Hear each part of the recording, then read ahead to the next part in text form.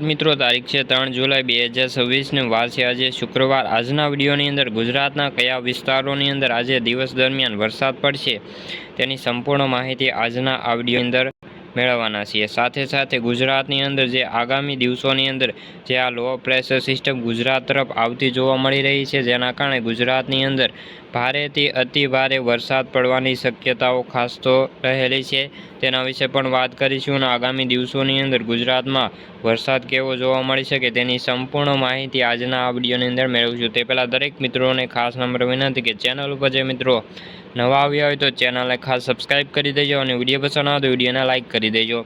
તો મિત્રો વાત કરી લઈએ તો સૌપ્રથમ જે અત્યારે જે સિસ્ટમ છે ગુજરાતથી ઘણી બધી આગળ વધી રહી છે। ખાસ કરીને આજે દક્ષિણ ગુજરાતના જિલ્લાઓની અંદર અતિ ભારે વરસાદની શક્યતાઓ છે। ખાસ કરીને અત્યારે જે એમપીમાં બનેલું જે લો પ્રેશર સિસ્ટમ છે ગુજરાતના દક્ષિણ ભાગોની અંદર જોવા મળી રહ્યું છે। આના કારણે ગઈકાલે પણ ગુજરાતના ઘણા વિસ્તારોની અંદર ભારેથી અતિ ભારે વરસાદ જોવા મળ્યો છે અને આજે પણ ગુજરાતની અંદર સવારથી જ વાદળછાયું વાતાવરણ જોવા મળી રહ્યું છે। ખાસ કરીને વાત કરી લઈએ તો સૌરાષ્ટ્રના દરિયાકાંઠાના વિસ્તારોની અંદર સવારથી જે વીજળીના કડાકા ભડાકા સાથે વરસાદ શરૂ થાય તેવી સંભાવનાઓ રહેલી છે। ખાસ કરીને વાત કરી લઈએ તો સૌપ્રથમ જે સૌરાષ્ટ્રના વિસ્તારો છે તેની અંદર જે 8 વાગ્યા પ્રમાણે દ્વારકા છે, પોરબંદર છે, જૂનાગઢ છે, વેળાવળ છે, મહુવાના વિસ્તારો છે, અમરેલીના અમુક વિસ્તારો છે, જે દરિયાઈ કાંઠી છે તેના અંદર વરસાદી માહોલ જોવા મળી શકે છે અને પવનની ગતિ 40થી 50 કિમી પ્રતિ કલાકના ઝડપે પવન ફૂંકાવાની શક્યતાઓ હવામાન વિભાગ દ્વારા વ્યક્ત કરવામાં આવી છે। આગામી 5 દિવસ સુધી ગુજરાતની અંદર અતિ ભારે વરસાદની આગાહી કરવામાં આવી છે, જેમાં ખાસ દક્ષિણ ગુજરાત અને મધ્ય ગુજરાતમાં અતિ ભારે વરસાદ જોવા મળે તેવી હાલ તો શક્યતાઓ છે।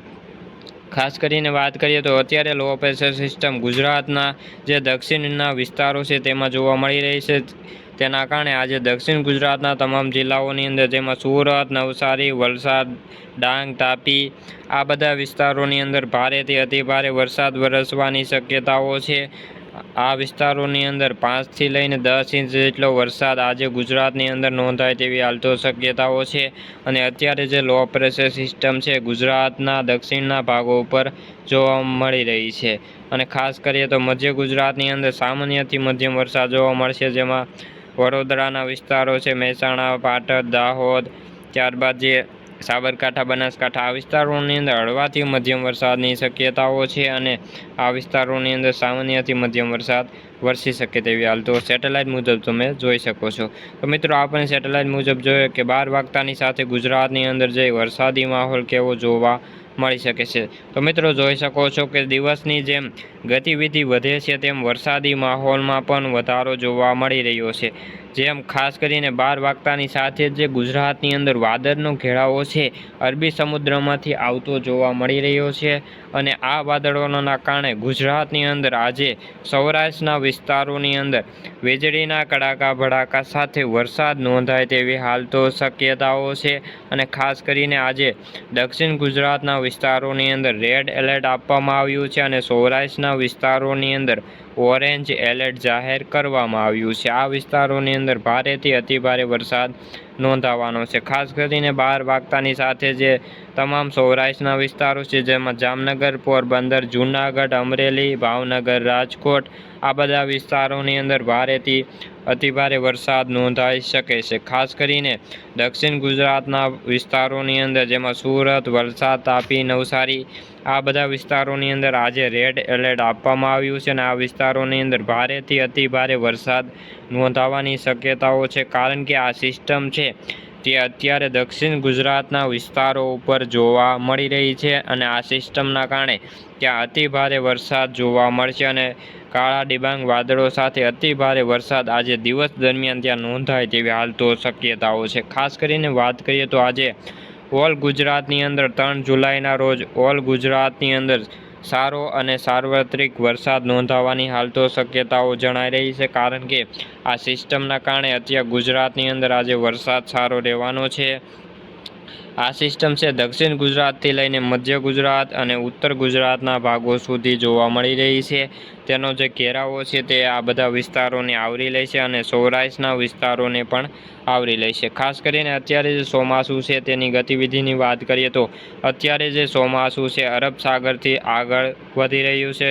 ખાસ કરીને જે બંગાળની ખાડીમાંથી જે વાદળનો ઘેરાવો ગુજરાત તરફ અત્યારે ખાસ જોવા મળી રહ્યો છે અને તેના કારણે ગુજરાતની અંદર આખો દિવસ દરમિયાન જે વાદળછાયું વાતાવરણ અત્યારે જોવા મળી રહ્યું છે. ખાસ કરીને આ વાદળછાયું વાતાવરણ 5 જુલાઈ સુધી ગુજરાતની અંદર રહે તેવી હાલ તો શક્યતાઓ છે અને 5 જુલાઈ બાદ વરસાદની ગતિવિધિમાં થોડો ઘટાડો નોંધાય તેવી હાલ તો શક્યતાઓ છે. ખાસ કરીને આ 5 દિવસની અંદર ગુજરાતના તમામ વિસ્તારોની અંદર સારો અને વાવણીલાયક વરસાદ થવાની સંભાવનાઓ રહેલી છે. તો મિત્રો આપણે સેટેલાઇટ મુજબ જોઈએ કે જેમ 5 વાગતાની સાથે જે ગુજરાતની અંદર વરસાદી માહોલની અંદર ખાસ કરીને ઓલ ગુજરાતની અંદર વરસાદી માહોલ જોવા આપણને મળી રહ્યો છે. તમે જોઈ શકો છો કે ઓલ ગુજરાતની અંદર જે કચ્છના અમુક વિસ્તારો બાકાત રહે છે, બાકી તમામ ગુજરાતના વિસ્તારોની અંદર આજે જે વાવણીલાયક વરસાદ નોંધાઈ જાય તેવી સંભાવનાઓ રહેલી છે. ખાસ કરીને જે આ સિસ્ટમ છે ગુજરાતને સંપૂર્ણ ઘેરી લે છે અને ગુજરાતના તમામ વિસ્તારોની અંદર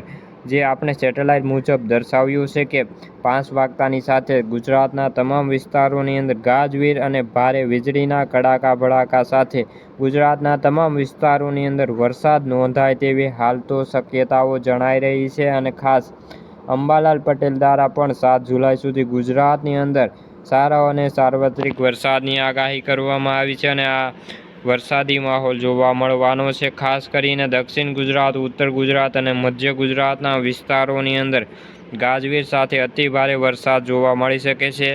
ત્યારબાદ જે સૌરાષ્ટ્રના તમામ જિલ્લાઓ છે તેની અંદર પણ એક કોઈ જિલ્લો બાકાત રહેવાની શક્યતાઓ નથી. બધા જિલ્લાની અંદર સારો વરસાદ નોંધાવાની શક્યતાઓ છે. ખાસ કરીને સુરેન્દ્રનગર છે, ભાવનગર છે, દ્વારકા, જામનગર, રાજકોટ, મહુવા, અમરેલી તમામ વિસ્તારોની અંદર ગુજરાતની અંદર વરસાદ નોંધાવવાનો છે.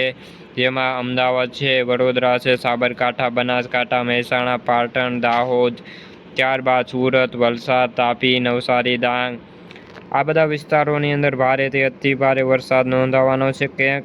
કારણ કે એમપીમાં બનેલી લો પ્રેશર સિસ્ટમ ગુજરાતથી આગળ વધીને રાજસ્થાન તરફ જોવા મળી રહી છે અને આ સિસ્ટમના કારણે ગુજરાતની અંદર આજે ભારેથી અતિભારે વરસાદની આગાહી કરવામાં આવી છે. તો મિત્રો ગઈકાલની પણ વાત કરી લઈએ તો ગઈકાલે 4 જુલાઈના રોજ ગુજરાતની અંદર વરસાદની સ્થિતિ કેવી જોવા મળવાની છે તેની પણ વાત કરી લઈએ તો ખાસ કરીને 4 જુલાઈના રોજ ગુજરાતની અંદર 3 સિસ્ટમનો ઘેરાવો જોવા મળી રહ્યો છે. આ સિસ્ટમ જો ગુજરાત ઉપર પસાર થઈ છે તો તેના કારણે ગુજરાતની અંદર ખૂબ જ સારો વરસાદ ગઈકાલે પણ 4 જુલાઈના રોજ જોવા મળવાની હાલ તો શક્યતાઓ જોવા મળી રહી છે.